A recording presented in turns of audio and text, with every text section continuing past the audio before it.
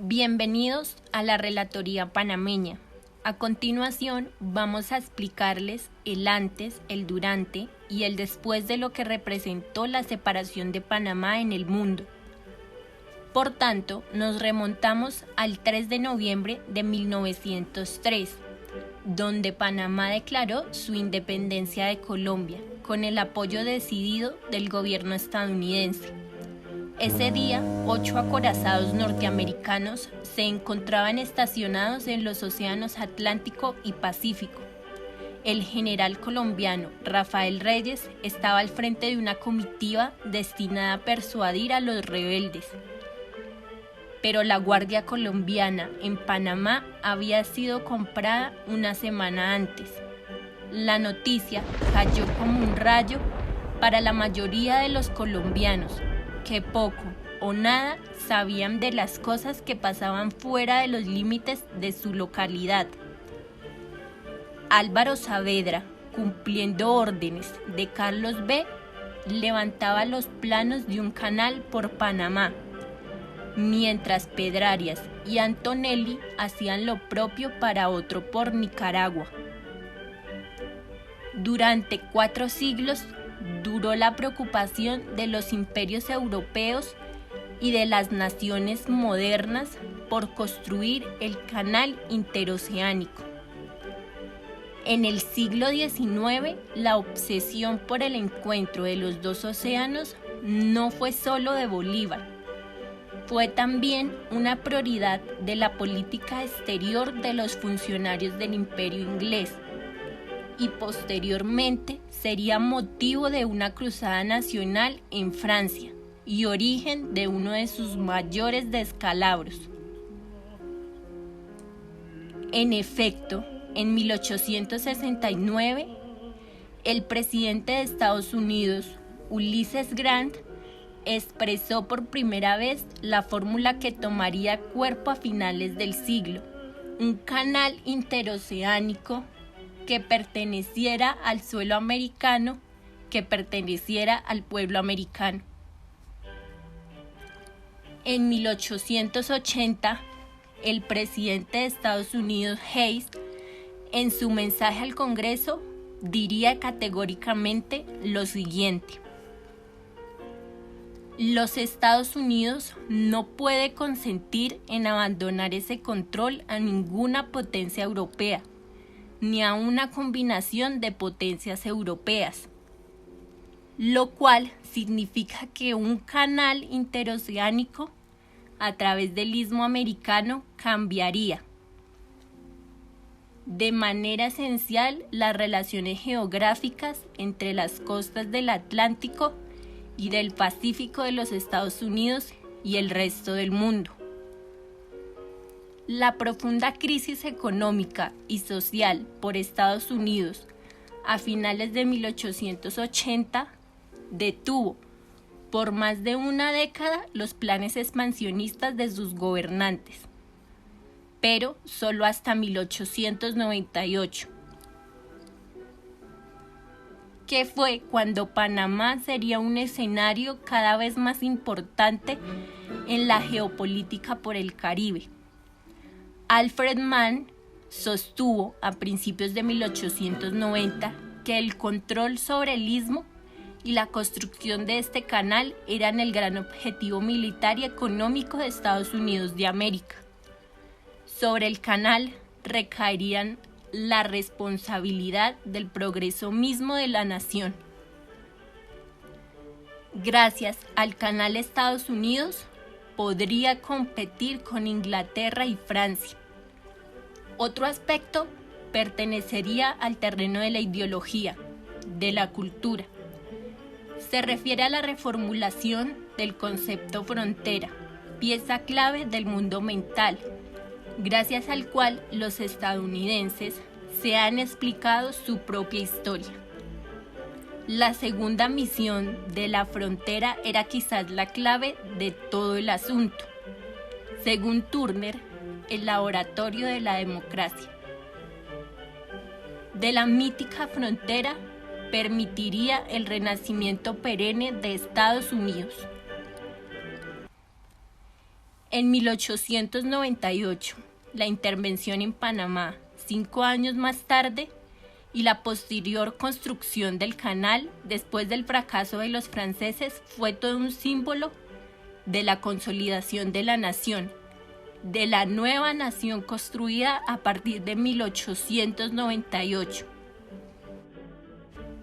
Pero había un problema para la construcción del sitio elegido para construir el canal interoceánico, y era que ya tenía un dueño. Le pertenecía en aquel momento a Colombia. La frontera marítima no solo tenía dueño, sino que además estaba habitada desde hace mucho tiempo atrás. Estados Unidos tuvo que plantearse, entre otros, el problema de cómo incorporar la población conquistada a su sentido de nación. Tomarse Panamá y construir el canal aparecerá en el horizonte del nuevo siglo.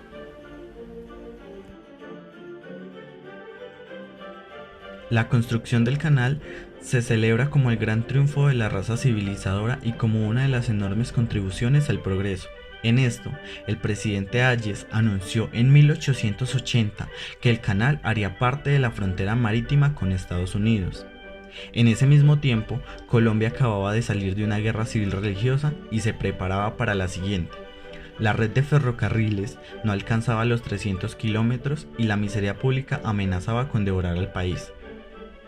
En 1880, Panamá era considerado para los colombianos como una frontera y lo seguiría siendo después de que Estados Unidos se apoderara de Cuba, Puerto Rico y Filipinas. Esta frontera tomó un nuevo significado en donde las élites intelectuales conservadoras y liberales tomaron la vieja idea de un centro andino rodeado por tierras marginales y fronterizas. En este primer siglo republicano no fue posible imaginar una nación en una sociedad que le diera cabida a la inmensa mayoría de los colombianos.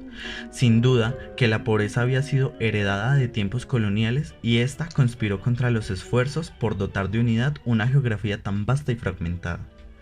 Desde los tiempos de la independencia, cuando Colombia comenzó a concebir la nación que quería fundar, la intelectualidad criolla se enfrentó al hecho de que el 80% de sus habitantes eran negros, indios, mulatos y mestizos iletrados, y que la tercera parte de su territorio estaba compuesta por llanuras, costas ardientes, llanos y selvas impenetrables.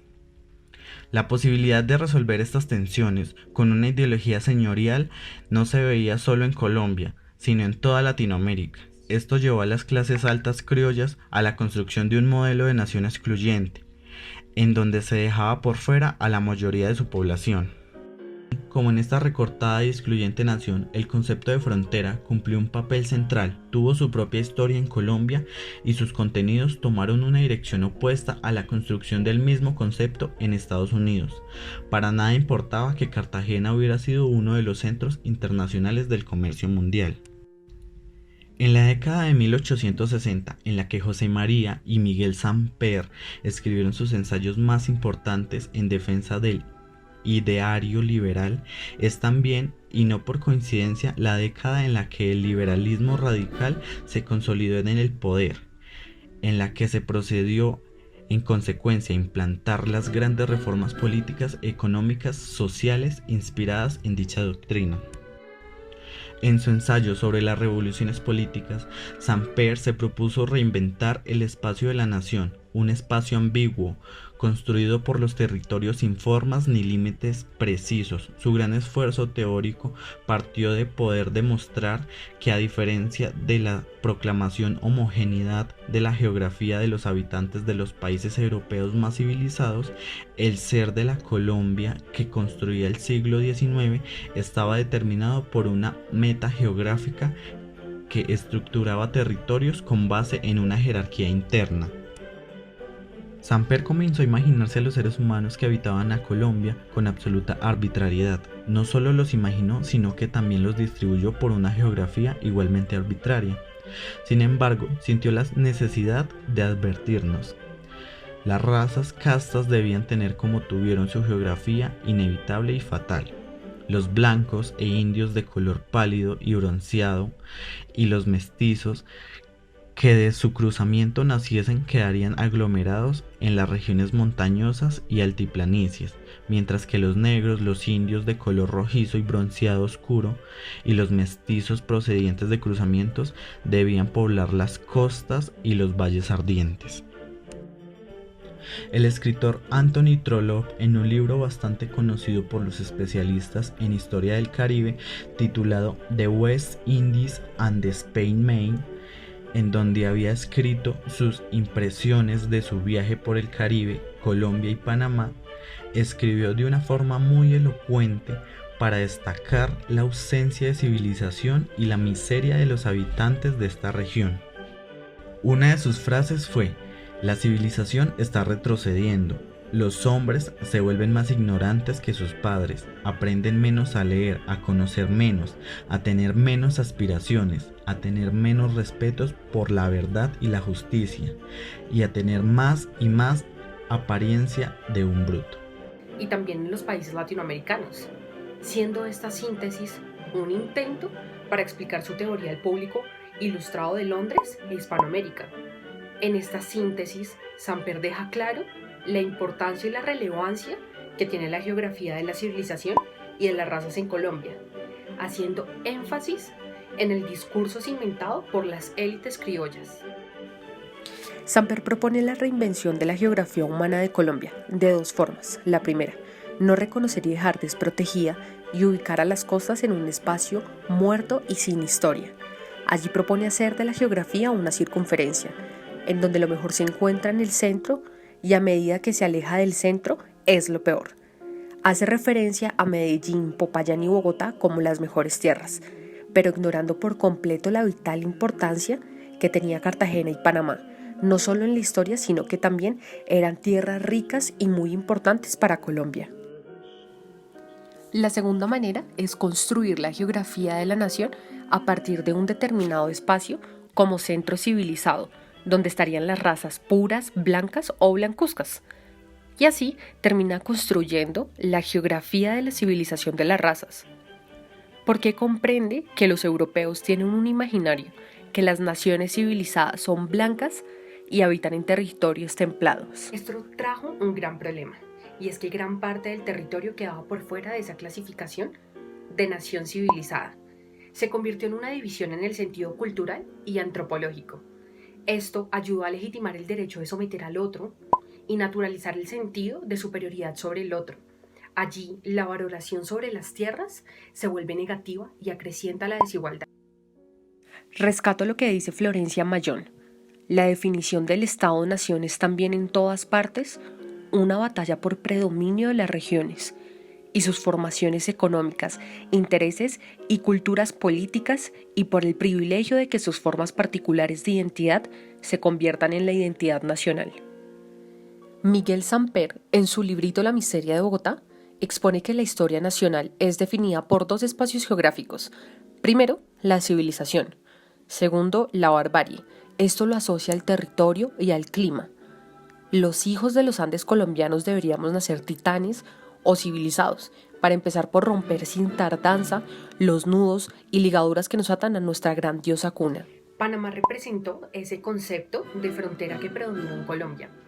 Encajaba muy bien en el estereotipo de tierras incivilizadas y bárbaras. Panamá fue la tierra más mal vista por ser insana y peligrosa, así que fue clasificada como un territorio de razas impuras. Qué mal por los Samper, desconociendo el gran potencial que se encontraba en estas tierras. Era más fácil ir de Panamá a Alemania que de Panamá a Bogotá. Este recorrido tomaría en promedio 70 días. En Panamá no prevalecieron los valores aristocráticos y religiosos que transformaron la orbe de los Andes, y existía un cierto recelo por la raza blanca. Los jueces y su sistema de justicia era dirigido por negros, lo cual asombraba a los viajeros europeos y norteamericanos que recorrían estas tierras.